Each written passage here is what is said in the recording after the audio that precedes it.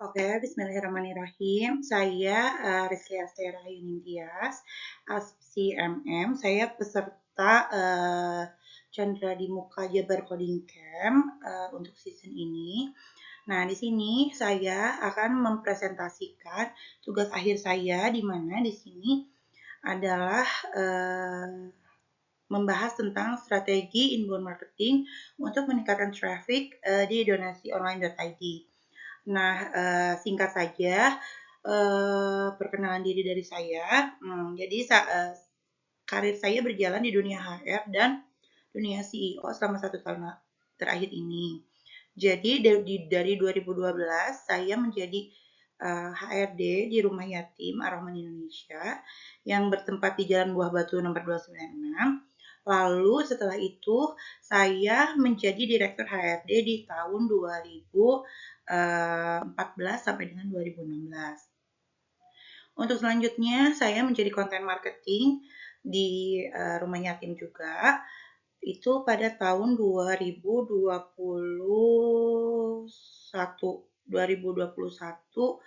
Juni sampai dengan Desember. Untuk sebelum 2021 itu saya merupakan freelancer asesor psikologi di berbagai kantor konsultan psikologi.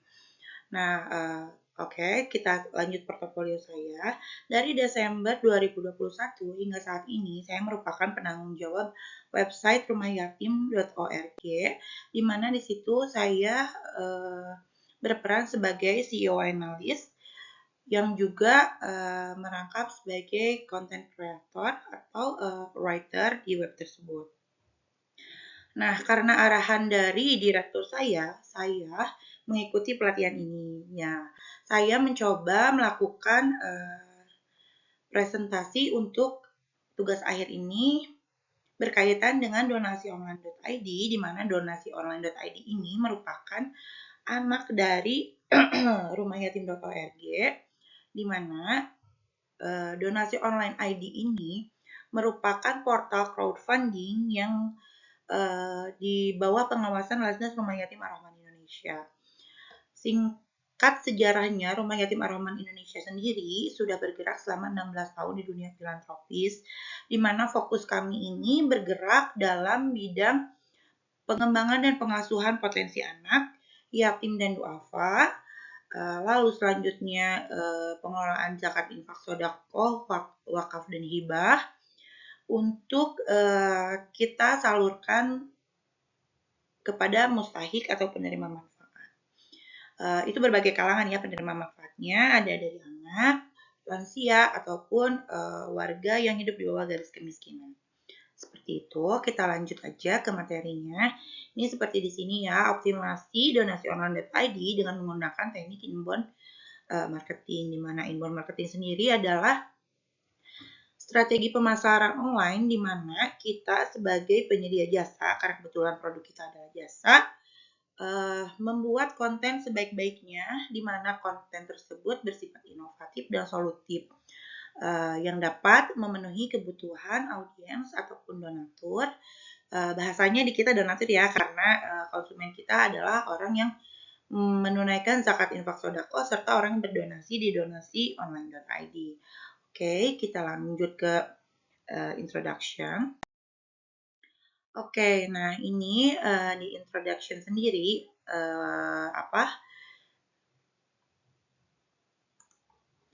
Oke, di introduction sendiri di sini menjelaskan dahulu tentang crowdfunding. Crowdfunding itu adalah mengumpulkan dana masyarakat berkaitan dengan suatu isu tertentu. Misalnya ada keluarga miskin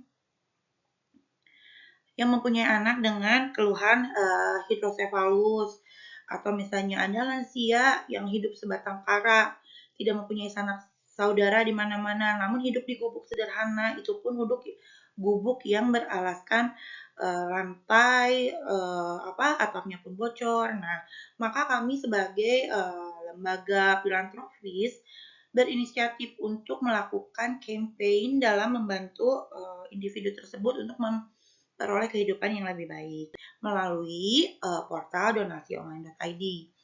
Nah, apa sih permasalahan yang dihadapi donasionline.id? Tentunya teman-teman sekalian tahu bahwa belakangan ini atau beberapa bulan ke belakang kita dihebohkan dengan berita sebuah lembaga filantropis di mana lembaga itu sangat dipercaya masyarakat, eh, mengelola dana sangat banyak dengan jumlah yang fantastis, namun terjadi penyelewengan di dalam lembaga filantropis tersebut. Nah, tentunya sebagai salah satu lembaga filantropis yang sejenis lah kita katakan, kami pun menghadapi suatu permasalahan seperti penerimaan penghimpunan, turunnya trust dari masyarakat ke lembaga-lembaga filantropis, meskipun perizinan, proses audit dan lain sebagainya itu kita lulus ya, WTP, wajar tanpa pengecualian. Teman-teman bisa lihat laporan auditnya di website rumahyatim.org. Lalu lanjut, permasalahan selanjutnya yang kita hadapi adalah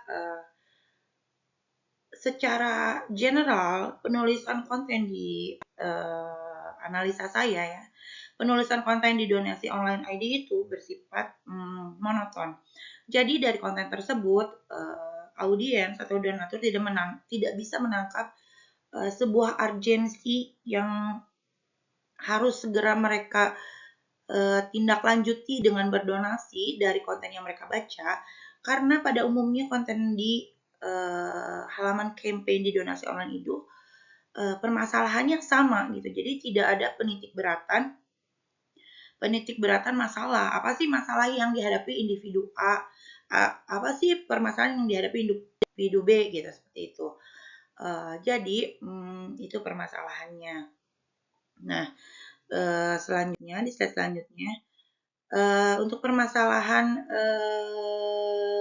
konten tadi itu sangat berpengaruh. Mengapa? Karena secara demografi di Google Analytics, baik kita lihat di Instagram ataupun di TikTok juga, secara demografi usia penikmat konten atau penikmat sajian marketing tools kita itu ada di rentang usia 18 sampai 45 tahun, di mana ketika konten yang sama berulang terus, dia akan menyebabkan kebosanan dan mungkin menjadi mempersepsikan bahwa hal tersebut adalah bukan hal real yang terjadi di lapangan, di mana mereka harus segera menindaklanjuti hal tersebut dengan berdonasi di donasi-online.id. Yang ketiganya adalah kompetensi staf konten yang tidak memadai, sehingga si Google tidak dapat memberikan sebaran metrik yang baik saat konten tersebut kita iklankan melalui iklan berbayar di Facebook Ads yang nanti di-linkkan bisa muncul di Instagram juga. Kebetulan kalau TikTok kita belum mengiklankan. Untuk Google Ads ada beberapa campaign yang sudah kita iklankan melalui Google Ads, tapi mostly si penghimpunan campaign tematik ini atau berdasarkan masalah individu ini diiklankan melalui Facebook Ads. Oke, kita lanjut ya ke slide selanjutnya. Ini solusi yang saya tawarkan sebenarnya untuk masalah-masalah yang dihadapi donasi online.id tadi.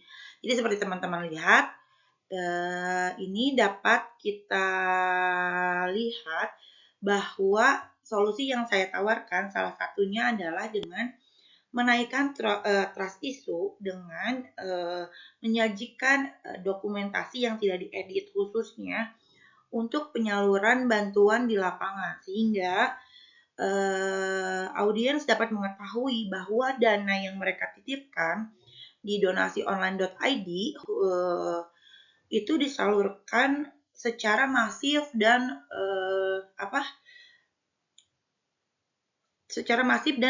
disalurkan dengan data penerima manfaat yang tepat, karena kita kebetulan selalu menjaga sinergi dan koordinasi dengan pemerintahan setempat. Lalu untuk solusi kedua, yakni memperbaiki kualitas script writing di laman campaign menjadi metode storytelling. Jadi ya emang kita harus berimprovisasi. Jadi dari alur atau dari inti cerita yang kita dapat dari volunteer yang survei dan melakukan assessment ke lapangan, nah tugas kita sebagai script writer atau content marketer adalah melakukan improvisasi di mana audiens dapat menangkap inti cerita atau urgensi yang disajikan dari konten tersebut dengan mengklik tombol donasi. Oke. Selanjutnya adalah solusinya lebih ke ini ya, restrukturisasi internal.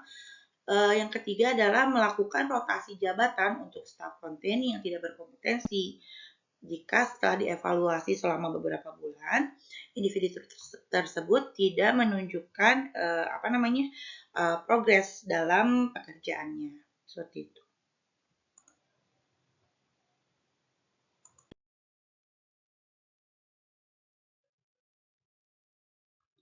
Oke, ini ada table konten dari presentasi saya. Ini lebih kayak ke rangkumannya. Rangkuman isi dari PowerPoint ini. Lalu untuk identifikasi produknya adalah produk kita adalah produk jasa pengelolaan zakat, infak, sedekah, dan hibah. Layanannya dapat dilakukan secara online dan offline. Yang online bisa teman-teman lakukan di donasi-online.id. Offline kita bisa datang langsung ke kantor kas kami yang ada di 26 provinsi di Indonesia. Ataupun bisa dijemput donasinya oleh staf CRM kita. Oke, ini untuk detailsnya, dananya dipergunakan untuk apa aja, bisa teman-teman baca di sini. Ini lebih ke teknis sih ya, jadi bisa dibaca. Lalu untuk identifikasi marketnya, seperti yang sudah saya jelaskan di introduction tadi. Nah, inilah grafik demografi dari pengunjung donasi-online.id, di mana presentasinya didominasi oleh laki-laki, meskipun tidak terlalu signifikan. Lalu untuk rentang usianya ini ada di 18-45 tahun ya, untuk yang jumlah yang cukup signifikannya. Lalu untuk trafficnya di sini traffic kunjungan di donasi-online.id yang menggunakan paid traffic adalah kita menggunakan Facebook Ads dan Google Ads. Tadi sudah saya jelaskan di awal. Nah, untuk detailsnya seperti ini. Dia didominasi oleh kunjungan yang berasal dari Instagram. Which is kita jika menerapkan strategi inbound marketing tadi, kualitas konten di Instagram itu harus lebih interaktif dan solutif. Jadi misalnya jika ada donatur yang belum mengetahui cara menghitung zakat, atau misalnya zakat itu ada apa saja ya, ada zakat penghasilan, zakat pertanian, zakat perniagaan, zakat emas, bahkan zakat kendaraan mewah. Nah, itu bisa menjadi konten yang repetitif karena itu adalah merupakan konten yang memberikan solusi. Adapun konten-konten yang lain adalah konten-konten yang konten yang relate dengan kejadian-kejadian akhir-akhir ini. Contohnya, misalkan ada kasus bullying di suatu tempat. Nah, kita sebagai lembaga yang berfokus di pengembangan potensi dan kemandirian anak dapat membuat konten berupa bagaimana sih caranya menghindarkan anak dari bullying di sekolah ataupun di tempat bermain ataupun di lingkungan tempat tinggal, seperti itu. Jadi konten-konten yang relate dengan kejadian di lingkungan sekitar kita tapi lebih bersifat positif ataupun mengarahkan masyarakat untuk mempunyai langkah preventif terhadap apa yang terjadi di lingkungan sekitar, seperti itu. Lalu lanjut untuk trafficnya, ini kita ada grafik irisan ya. Jadi untuk yang berbayar itu emang dominasi terbesar, dia ada di 50 sekian persen, lalu dilanjutkan dengan visitation langsung ke website donasi-online.id. Lalu untuk yang berasal dari dari jejaring sosial itu dia terendah ya di 16, sekian. Berarti dalam artian Rumah Yatim sebagai media sosial yang menaungi donasi online.id ini harus lebih menaikkan kualitas kontennya dengan konten yang lebih melibatkan audiens dalam berinteraksi dengan konten tersebut, seperti itu. Lalu lanjut ini ke efektif marketing. Untuk metode inbound marketing ini ada di sini ya. Untuk langkah-langkahnya bisa teman-teman baca, ada dari melakukan review konten, menggunakan kata kunci yang disarankan oleh CEO analisnya. Maaf ini ada typo, jadi CEO bukan CEO ya. Lalu menggunakan metode storytelling, seperti tadilah yang sudah secara garis besar saya kemas di introduction. Ini ke bawah sih lebih ke detailsnya aja jika teman-teman ingin membaca tentang efektif marketing dengan menggunakan metode inbound marketing di NGO. Nah, ini juga untuk penjelasannya seperti di slide ini. Nah, untuk rancangan penawaran konten biasanya sih saya membuatnya seperti ini ya. Jadi dengan adanya visual yang sudah kita laksanakan di lapangan dibarengi dengan narasi ataupun caption atau di media sosial yang dapat menggugah audiens itu untuk berdonasi atau melakukan transaksi di portal crowdfunding kita donasi-online.id seperti itu. Lalu lanjut, ini di sini saya kasih contoh konten video ya, edukatif tapi lebih relate ke rentang usia audiens kita tuh tadi 18 sampai 24 tahun, yang mana kan kebanyakan dari beliau-beliau ini adalah Gen Z gitu ya, mereka milenial yang lebih senang ke audiovisual, jadi konten-konten seperti ini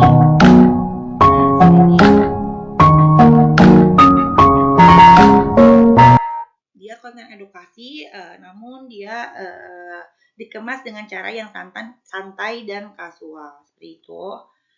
Lalu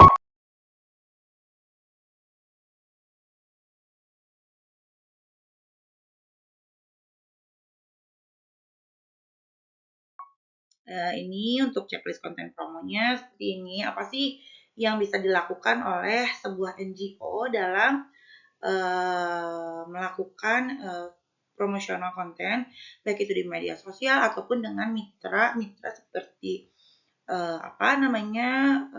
bank atau aplikasi seperti OVO, GoPay, dan lain sebagainya. Lalu untuk timelinenya ini ya, bisa dilihat teman-teman seperti ini. Nanti teman-teman bisa zoom aja. Ini untuk timeline dari lahirnya sebuah program sampai closing dan maintenance donatur melalui CRM. Seperti ini timelinenya. Saya buat simple aga agar dapat teman-teman mengerti. Lalu untuk CRM-nya, apa sih yang harus kita lakukan sebagai seorang CRM marketer? Seperti ini langkah-langkahnya. Ya, bisa teman-teman baca sendiri. Inilah, jadi sebenarnya untuk di CRM sendiri, karena database-nya nih udah ada yang mengelola, kebetulan kita menggunakan Year Online. Nah, untuk petugas CRM-nya sebenarnya lebih mudah sih. Jadi mereka tinggal mempunyai soft skills komunikasi efektif dan komunikasi efektif dan melakukan blast konten di waktu-waktu yang telah ditentukan seperti itu. Lalu untuk selanjutnya goals kita. Jadi kan intervensi ini dilakukan adalah untuk meningkatkan penghimpunan donasi di donasi-online.id, di mana ketika penghimpunan itu meningkat, akan lebih banyak mustahik atau penerima manfaat yang tertolong dengan adanya portal crowdfunding ini. Seperti itu. Lalu ini untuk website dan sosial media kita. Untuk websitenya ada dua ya, website inti yang berisi secara garis besar apa sih Rumah Yatim itu. Lalu donasionline.id di sini adalah portal crowdfunding resmi milik kita. Ada TikTok, ada Instagram, dan juga Facebook. Nah, ini email, medsos, dan kontak pribadi saya. Lalu terima kasih presentasinya sampai di sini. Semoga tugas ini dapat mendukung atau dapat membantu para pemateri memberikan apa namanya, nilai terbaik terhadap apa yang saya dapatkan selama beberapa minggu ini belajar di JCC. Terima kasih, semoga bermanfaat. Wassalamualaikum warahmatullahi wabarakatuh.